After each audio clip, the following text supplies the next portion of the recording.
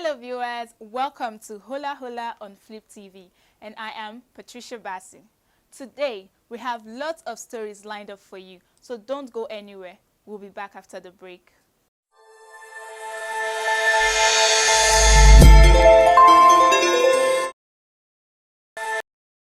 Welcome back guys to Hula Hula on Flip TV. The Dapchi Christian schoolgirl Leah Sharibu has been reported to have delivered a second baby in Boko Haram captivity, according to a United States-based group, the Nigerian U.S. Law Group. The group noted that the abducted schoolgirl had both children in 2020, following the terrorist announcement of her birth earlier that year. However, the group stated that investigation is ongoing to ascertain the credibility of the information. Leah, who has now spent 3 years in captivity, was forced to denounce her faith and accept Islam before being married off to a top Boko Haram commander. She was abducted from her school in Dapchi, Yobe State, in early 2018 alongside 109 other female students. Emmanuel Ogebe, convener of the U.S. Nigeria Law Group, lamented in a statement that despite the offer by an American pastor last month to surrender himself in exchange for Leah's freedom, there has been no response from her captors. That notwithstanding, intelligence received on the matter, on the status of Leah, indicates that she has delivered a second child in captivity. While we have not corroborated this by multiple sources, a usually knowledgeable source indicated that she delivered a second child late last year. This means that both children were born in 2020 as the terrorist announced her childbirth earlier in 2020. We are still investigating this. The federal government under President Muhammadu Buhari has vowed to do anything possible to free Leah Sharibu from the terrorists, but 3 years have passed now, and the innocent schoolgirl, a good number of Chibok schoolgirls, and many other unreported cases are still in captivity. How interesting.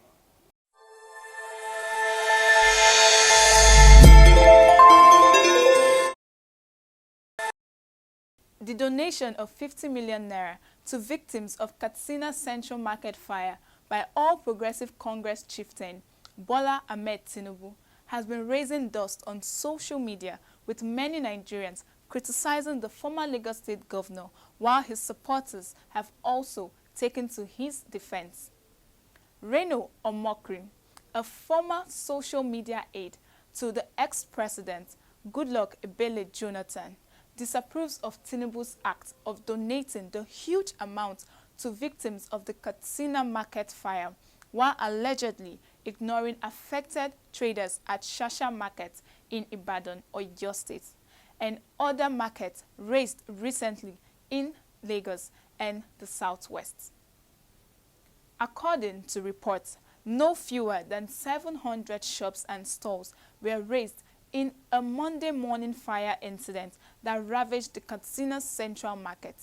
Tinubu was on Wednesday received by the state governor, Aminu Masari. He was taken round the razed market by the governor, and he pledged to assist the traders with 50 million naira.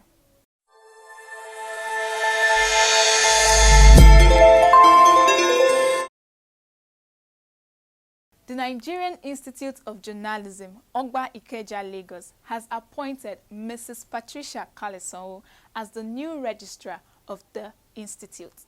This development makes her the first female to be appointed in such capacity in the history of the over 50-year-old institute.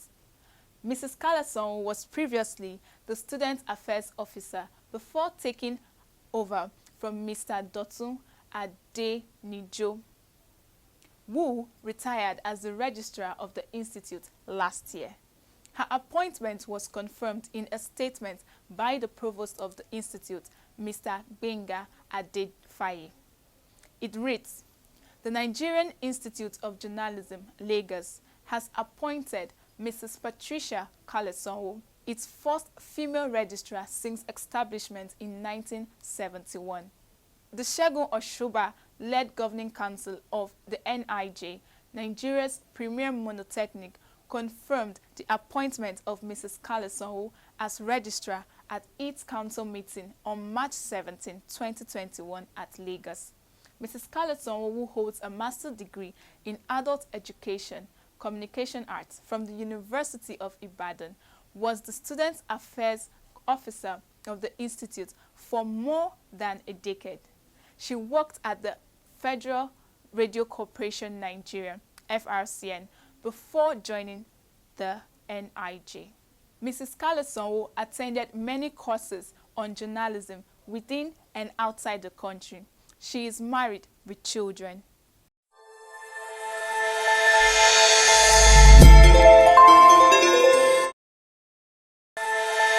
The Muslim rights concern, Murik, during the week urged Nigerians to expose bad eggs among them instead of stigmatizing a particular tribe. According to Murik, the frightening insecurity in the country will melt away like ice cream under the sun if this is done. The organization gave this advice in a press statement issued by its director, Professor Ishaq Akintola, after the report of a Fulani kidnapper, Usman Azan, who was recently exposed by his Fulani brothers in Ogun State. According to reports, Hassan had kidnapped and killed a farmer in Sholalu village, Oyo State, after collecting ransom. The kidnapper then escaped to Ogun State, where he tried to recruit his tribesmen in the state, but reverse was the case. However, Professor Ishaq Akintola said, "Here we have an example of good Fulanis. We need more of such actions from the Fulani living in all parts of the country. The Fulani must work in concert with their host communities and the security agencies to expose bad eggs among them. All tribes must be involved. The Igbo, Yoruba, Tiv, and Tiv must ensure that the bad eggs among them are exposed." Muri called on Nigerians to put an end to castigating and stigmatizing one tribe over the other in the case of insecurity in the country, but should instead love one another. According to Murik, however, one thing that herdsmen must stop is the destruction of farms and good labor of farmers in the country. What herdsmen must stop is the destruction of farms by their cows, the group added. Murik described activities of the herders as the height of wickedness and insensitivity, calling on the President Muhammadu Buhari-led federal government to find solutions to the ugly trend. Hey, go easy.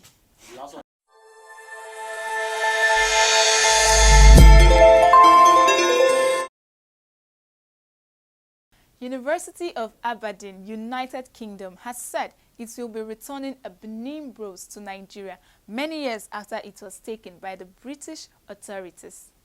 The UK university made the disclosure in a statement released on Thursday, March 25th. A statement released by the university reads, "The University of Aberdeen is to return a Benin bros, the first ever fully repatriated to Nigeria by a museum. The university announced it would return the sculpture more than 125 years after it was looted by British forces. An ongoing review of the collections identified the head of an Oba as having been acquired in a way that we now consider to have been extremely immoral, so we took a proactive approach to identify the appropriate people to discuss what to do. The bronze sculpture showing an Oba of Benin was acquired by the university in 1957 at an auction and is believed to be a great example of Benin late period acts. Information gathered reveals that the University of Aberdeen initiated move to return the stolen sculpture through Professor Bankole Sodipo, Professor of Law in Babcock University, Nigeria, with the National Commission for Museums and Monuments of Nigeria through its legal advisor, Babatunde Adebiyi, the Edo State government, through the then Attorney General and Commissioner for Justice, Professor Yinka Omorogbe, and the Royal Court of the Oba of Benin through Prince Professor Gregory Akenzwa in 2020.